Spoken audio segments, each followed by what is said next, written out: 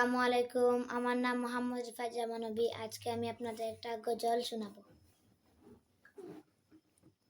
আসসালামু আলাইকুম। ওই মাহদির শূন্য রাগুর যে উঠো, শহীদ তামান্না বুকে নিয়ে, সুফিয়ানা হতবাদ রুখতে হলে এখন থেকে তাকো তৈরি হয়ে।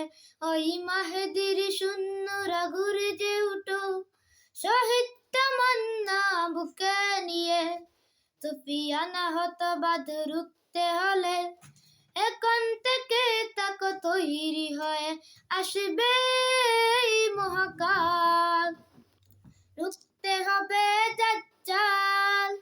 আসবে এই মহাকাল, রুখতে হবে দাজ্জাল। যার কে হাতে থাকবে জান্নাত।